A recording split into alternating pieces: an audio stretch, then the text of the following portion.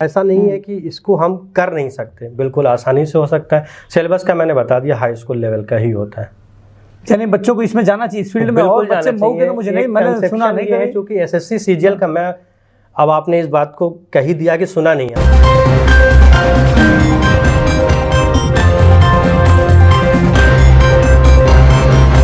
नाजरीन आदाब, आपकी बात से मैं अरशद जमाल।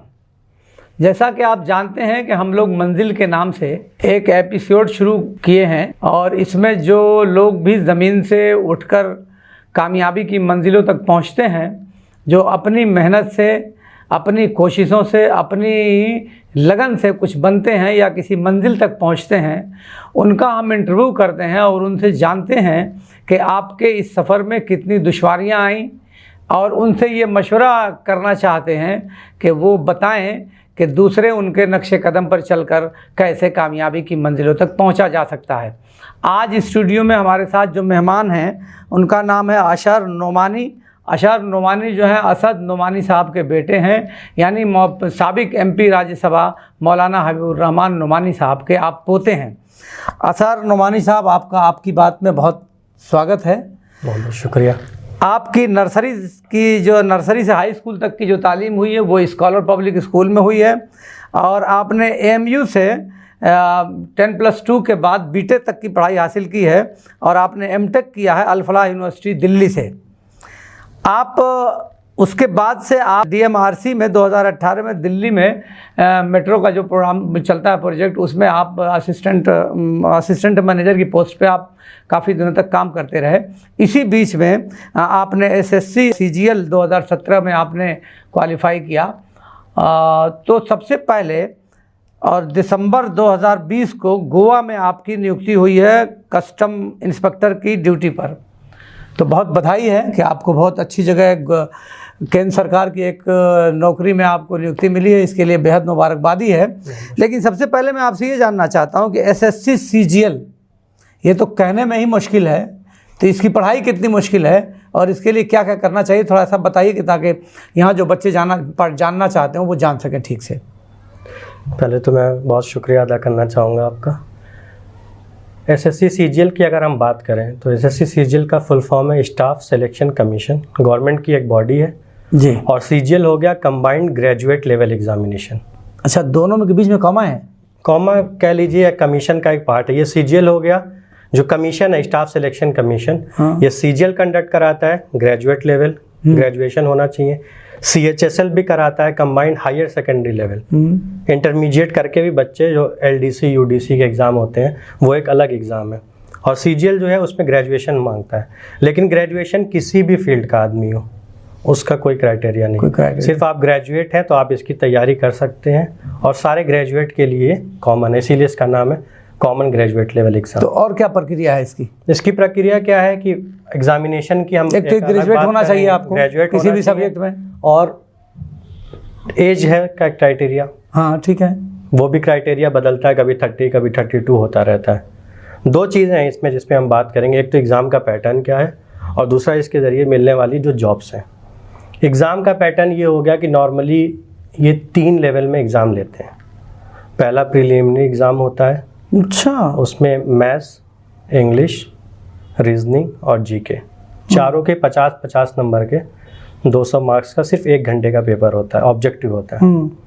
उससे जो बच्चों को ये सिलेक्ट सारा पेपर जितना भी होता है सभी ऑब्जेक्टिव होता है। चारों 50-50 नंबर के रहेंगे, 100 क्वेश्चन होते हैं, 25-25 चारों के 2-2 मार्क्स के, यानी 100 सवाल 60 मिनट। और इसका सिलेबस की अगर हम बात करें तो सारा के सारा सिलेबस जो है वो हाई स्कूल से ऊपर नहीं जाता है, यानी हाई स्कूल लेवल की ही मैथ्स होगी, इंग्लिश भी उसी लेवल की होगी, और रीजनिंग भी, और सारी चीज़ें। असल जो इस कंपटीशन का खेल है वो क्या है, वो है आपकी प्रैक्टिस और आपकी स्पीड। वो प्रैक्टिस आती है करने से। तो ये तो हो गए हमारे प्रीलिमिनरी एग्ज़ाम, उसकी कट ऑफ आती है, उसमें लिस्ट आती है, इतने लोगों ने क्वालिफाई किया, फिर उसमें हम मेंस के लिए एग्ज़ाम लेते हैं। मेंस के एग्ज़ाम में क्या लेते हैं, उसमें 2 पेपर होता है, इंग्लिश का अलग और मैथ्स का अलग।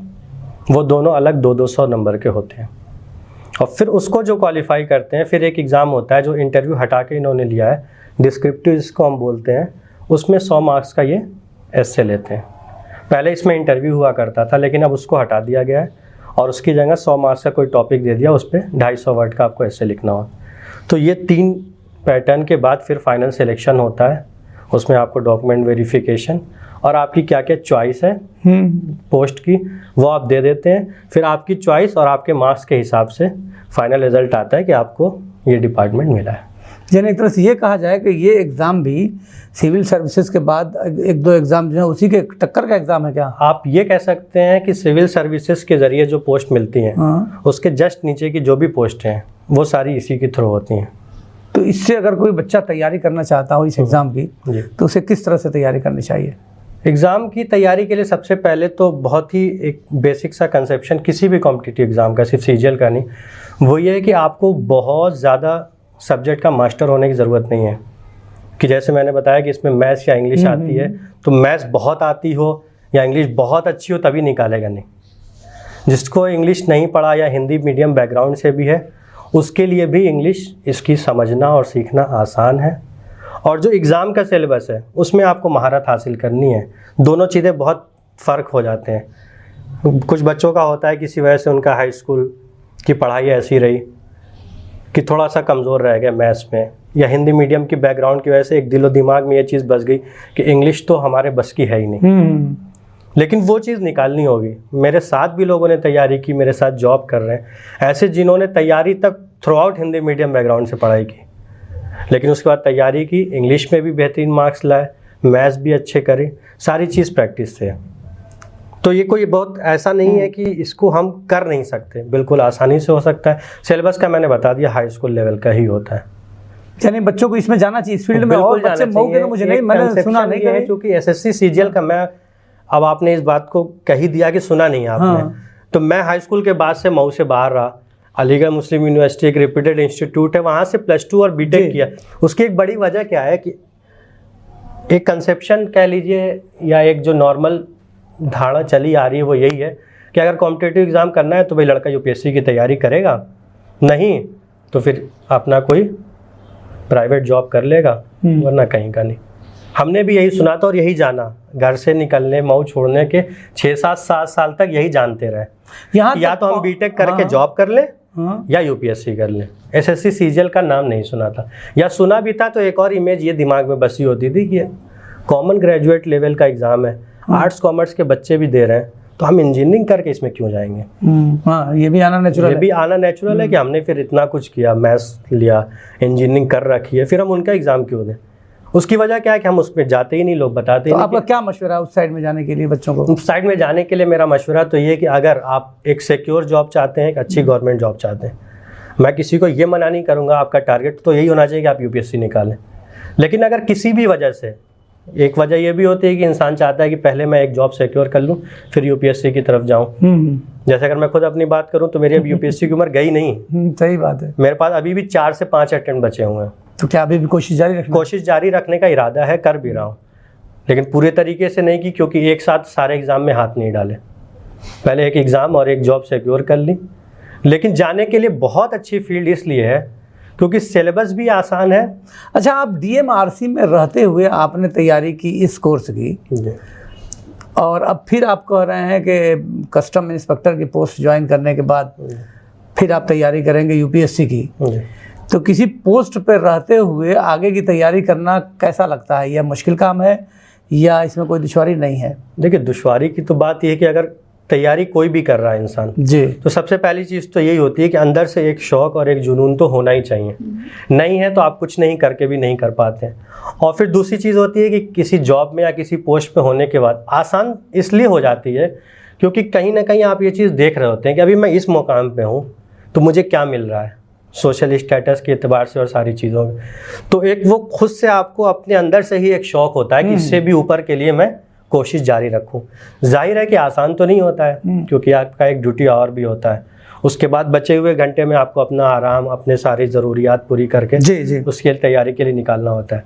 एसएससी सीजीएल पे हम फोकस करें कि क्यों जाना चाहिए, तो इसकी तैयारी करना आसान इसलिए है कि सिलेबस भी आसान है, इसके गाइडेंस या इसका ऐसा भी कोई वो नहीं है कि ज़रूरी कि बहुत अच्छी कोचिंग ही करके इंसान कर सकता है, या कोचिंग करना भी चाहे तो बहुत लंबा उसका सिलेबस है। नहीं तो उसको ज़रूरी मालूमात कहाँ से मिलेंगी? जैसे अगर मान लीजिए कि किसी बच्चे ने ग्रेजुएशन कर लिया इस साल, या इस साल ग्रेजुएशन में फाइनल उसका होना है, तो अभी कहाँ से तैयारी शुरू करें, इसके बारे में मालूमात कहाँ से हासिल करें? देखिए, मालूमात की अगर आप बात करेंगे, अगर वो खुद इतना कैपेबल है तो मालूमात सारी तो ऑनलाइन मिल जाएंगी। ठीक है। रही बात इसकी कि कोई किया हुआ करे, तो मैं बज़ाहिर अपने आप को कह सकता हूं कि अगर कोई मुझे अप्रोच करेगा, मुझसे पूछेगा, तो मैं अपने एतबार से जितनी भी बेस्ट पॉसिबल उसको गाइडेंस होगी मतलब आप ये कहना चाहते हैं कि अगर किसी बच्चे को शौक हो जी, तो आप उसकी पूरी मदद करेंगे, पूरा गाइड करेंगे? बिल्कुल करेंगे। अच्छा, यहाँ तक के सफ़र में जी, आपको किस तरह की दिक्कतें आई? दिक्कतें तो मैं नर्सरी से लेके पूछ रहा हूँ जी, अब तक पढ़ाई में। अल्हम्दुलिल्लाह खैर स्कॉलर पब्लिक स्कूल के अलावा हाई स्कूल तक वहाँ रहे, हाँ, तो अच्छी तालीम भी थी उस एतबार से, और मतलब टीचर्स का एक स्पेशल अटेंशन होता था हर बच्चे पे, तो वहाँ तक भी कोई दिक्कत नहीं हुई अल्हम्दुलिल्लाह। फिर अलीगढ़ भी चले गए। लेकिन एक चीज़ की जो कमी खली, मतलब ये तो मैं नहीं कहूँगा कि मुझे गाइडेंस नहीं मिली, लेकिन मैंने शुरू में इस बात को कहा कि इतना गाइडेंस मिलने के बाद भी जब लगता था कि हमें तो बहुत सारे लोगों ने समझाया, फिर भी इतनी बड़ी बड़ी चीज़ों से हम महरूम रह गए, तो उससे ये महसूस होता है कि कहीं ना कहीं उन लोगों को जिनको गाइडेंस नहीं मिल पाता होगा, उनके लिए बहुत मुश्किल है ये डिसाइड करना कि वो एग्जैक्टली करें क्या अपने कैरियर के साथ। हम एक अच्छी यूनिवर्सिटी में पढ़ के और वहाँ रह के अगर हमें यहाँ बहुत सारी चीज़ें हम नहीं जान पाए, इस एग्ज़ाम के बारे में नहीं जान पाए, तो कहीं ना कहीं इस पर काम करने की ज़रूरत है। और अवेयरनेस को लेके, गाइडेंस को लेके काम करने पे मेरी सबसे यही दरख्वास्त ही कर सकता हूँ मैं कि ये एक ऐसा इशू है एजुकेशन का और कैरियर से रिलेटेड हमारे लोगों का, कि हमें अपने आपस के सारे गिले शिकवे बुला के, जो और किसी भी वजह से जी, इस प्लेटफॉर्म पे एक होके एक अच्छी नीयत के साथ काम करना चाहिए, तो ज़रूर एक बहुत अच्छा रिज़ल्ट मिलेगा और हम खुद इसका चेंज देखेंगे। मैं नहीं कह रहा हूँ हमारे यहाँ लोग काम नहीं करते हैं, लेकिन शायद और बेहतर कर सकते हैं। बच्चे जैसे आपके अम्मी या अब्बू जो हैं बहुत कोई आला तालीम याफ्ता नहीं है जी, और जनरली मऊ में आप देखते हैं कि यही हालात हैं कि अभी जो जनरेशन है इसमें बहुत आला तालीम याफ्ता नहीं। अब जो बच्चे हैं वो पढ़ रहे हैं, तो इनकी जब जनरेशन आएगी तो वो तालीम याफ्ता शायद होगी। तो ऐसे हालात में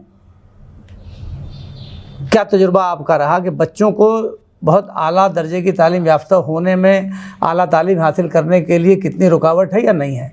देखिए, रुकावट इसलिए नहीं है क्योंकि अगर जो वालिदैन पढ़े लिखे नहीं भी हैं और अपने बच्चों को पढ़ाना चाहते हैं, तो जाहिर सी बात है वो किसी स्कूल या किसी के हवाले अपने बच्चों को करते हैं। तो सबसे पहले तो उस स्कूल के असातिज़ा की, उसके ज़िम्मेदारान की ये मोरल रिस्पॉन्सिबिलिटी है कि वो इस ज़िम्मेदारी को समझे कि हम सिर्फ इस बच्चे को स्कूल टाइम में ही पढ़ाने के ज़िम्मेदार नहीं हैं। इस बच्चे का कैरियर, इसका क्या लेवल है, ये कहाँ के एग्ज़ाम की तैयारी कर सकता है, ये पूरा गाइडेंस देना उनका काम है। बजाय इसको कि अपने सिर्फ उसको एक हम अपना काम समझे सैलरी के एतबार से, एक हम अपनी ज़िम्मेदारी समझेंगे और उसको निभाएंगे। एक असातिज़ा की हो गई, और दूसरे वो लोग, हम जैसे लोग जो लोगों की दुआओं से, लोगों की मोहब्बत से कहीं मुकाम तक पहुँचे, उनकी भी अपनी खुद की ज़ाती ज़िम्मेदारी है। अगर वो इसको महसूस करेंगे तो जहाँ भी हैं, जिस भी पोजीशन पे हैं, जिस भी जगह पे, मऊ से जितनी भी दूर है, आज का टेक्नोलॉजी का ज़माना है, अपने कंबाइंड एफर्ट से बहुत अच्छा काम वो मऊ के बाहर रह के भी कर सकते हैं। लेकिन फिर वही बात है कि हमें कैसे भी करके एक प्लेटफॉर्म पे आना होगा, ताकि सबकी जो थोड़ा ही, क्योंकि देखिए हर को आदमी, यानी आप ये कहना चाहते हैं कोई जो पढ़ लिख के कहीं पहुंचे उनकी एक नेटवर्किंग बनाई जाए, जिससे कि जिसके अंदर भी थोड़ा ज़्यादा जज्बा है वो सब जज्बा एक साथ मिलके चैनलाइज हो सके। वरना देखिए नीयत सबके अंदर होती है, लेकिन इंसान की अपनी ज़ाती ज़िंदगी, अपनी मशगूलियात होती हैं, अकेले बहुत ज़्यादा नहीं कर पाता। तो वो सारे एनर्जी को चैनलाइज हम करेंगे। अशर साहब की ये बात बड़ी काबिल तवज्जो है और मैंने इसको नोटिस किया है और इसको कोशिश करेंगे। आपका सुझाव ये है, उस बात को खुल के साफ तरीके से आपने नहीं कहा है, लेकिन मैं जहाँ तक समझ पाया हूँ अशर साहब कहना ये चाहते हैं कि जितने लोग भी किसी ओहदों पर पहुँचे हैं या जितने लोग भी कामयाबी की मंजिलों को छू चुके हैं, उन सारे लोगों की नेटवर्किंग एक होनी चाहिए और उनके नेटवर्क में जो लोग पढ़ रहे हैं बच्चे, उनसे जब उनका तालमेल होगा तो उनसे वहाँ से बहुत फ़ायदा मिलेगा। एक सवाल और मैं ये जानना चाहता था कि पढ़ाई के ज़माने में सोशल एक्टिविटीज़ में हिस्सा लेना कैसा है? जैसे कि आपने भी, मैंने सुना कि अलीगढ़ में जब तक रहे तो कुछ सोशल एक्टिविटीज़ में हिस्सा लेते थे, तो इस पर क्या आपका सुझाव है? देखिए, सोशल एक्टिविटीज़ में हिस्सा लेना या स्पोर्ट्स रिलेटेड एक्टिविटीज़ में हिस्सा लेना, कोई भी चीज़ नुकसानदेह आपके लिए तब है जब वो आपके असल मकसद में रुकावट बन जाए। बेशक। हम किसी को खेलने कूदने का शौक़ है, कोई सोशल नेचर है उसका, वो एक्टिव रहना चाहता है या सोशल ही रह सकता है, रह नहीं सकता बिल्कुल अलग, वो अलग अलग इंसान का मिजाज होता है। तो बहुत ज़्यादा अपने मिजाज को आप तब्दील करके भी ज़िंदगी में कुछ नहीं कर सकते। कुछ नहीं कर सकते। आपको अपने मिजाज के एतबार से ही अपने शेड्यूल को और अपनी ज़िंदगी को डालना होता है। तो मैं ये तो नहीं कहूँगा कि कोई इंसान अगर इस एतबार से है तो उसमें कोई दिक्कत है। दिक्कत तब है जब आप उसी पे ज़्यादा वक्त ज़ाया कर दें और अपने असल मकसद से भटक जाएं। मतलब ये कहने का कि जो बच्चों की फितरी तौर से जिन चीज़ों में दिलचस्पी हो, आपको किसी भी शोबे में जाना है, जो फितरी चीज़ में जिन चीज़ों की दिलचस्पी हो उसमें रहने में कोई हर्ज की बात नहीं है। जैसे अक्सर हम लोगों को, मुसलमानों को ख़ास तरीके से शिकवा रहता है कि अपोजिशन की सरकार है या प्रो हमारे सरकार नहीं है, तो किसी भी लक्ष्य को पाने के लिए या किसी भी एग्ज़ाम को बीट करने के लिए इसका कितना दखल है? इसका दखल है या नहीं है? इसका सबसे बड़ा दखल तो ये है कि ये खुद को बहलाने के लिए बहुत अच्छा बहाना है। ये बहानेबाजी है। ये है। मैंने आपको बताया, मैंने 2016-17 से तैयारी करना शुरू की, तब से लेके अभी तक वही सरकार है। मैंने बहुत सारे एग्ज़ाम दिए, सिर्फ SSC CGL नहीं, दिल्ली मेट्रो का अलग एग्ज़ाम हुआ, उसके अलावा भी और भी मैंने एग्ज़ाम दिए। तो न मुझे एग्ज़ाम देने में कोई रुकावट आई, न मेरे साथ कहीं मार्क्स में ऐसी रुकावट आई, कुछ भी ऐसी दिक्कत महसूस नहीं हुई। तो ये एक हेला मेट्रो में है। आपने काम किया, उसमें भी कहीं दिक्कत नहीं आई? भी कोई दिक्कत नहीं आई। 2 साल मैंने काम किया। ये भी कहा था, लोगों ने समझाया कि शायद मैंने दाढ़ी रखी हुई इसकी वजह से दिक्कत हो, लेकिन आज तक मेरे 2.5 साल की तो हो गई गवर्नमेंट जॉब की कैरियर, आज तक मुझे किसी ने इसको लेके ना टोका, ना किसी का नेचर में मुझे ऐसा महसूस हुआ कि किसी ने इस एतबार से मुझे देखा हो। कभी कोई फीलिंग आपको कभी नहीं कोई लगी? फीलिंग ऐसी मुझे महसूस नहीं। ये अहम बात है। जैसे अशरनुमा आम तरीके से लोग ये कहते हैं कि तासुब बढ़ता जाता है और मुसलमानों के साथ दोहरी नज़र से देखा जाता है और उन्हें आगे बढ़ने का मौका नहीं दिया जाता। तो अशर नुमानी एक नज़ीर हैं हमारे सामने, जो ये ख़ुद बयान कर रहे हैं कि 2 साल की जो DMRC में जो आपने नौकरी करी, दाढ़ी भी आप देख रहे हैं कि रखे हुए हैं, लेकिन इनका कहना ये है कि आज तक किसी ने ना मुझे दाढ़ी पे टोका, ना मुसलमान होने पे मुझे किसी ने दूसरी नज़र से देखा। तो बहानेबाजी, आपका कहना ये है कि जो लोग इस तरह की बात करते हैं वो बहानेबाजी है। इसलिए मुसलमानों को चाहिए कि इन सब फिरोई बातों से निकल कर अपने असल मकसद की तरफ आवें, मेहनत और लगन के साथ काम करने की कोशिश करें। कोई आखिर में कोई और ऐसी बात जो आप कहना चाहते हो या कोई मैसेज जो लोगों को देना चाहते हो? मेन एक हमेशा से मैसेज मैं देता आया हूँ और देता रहूँगा कि हमें इस एजुकेशन की लाइन को कभी भी छोड़ के हम नहीं अपने आप को स्टेबल कर सकते। हमें इस पे मेहनत करनी ही होगी।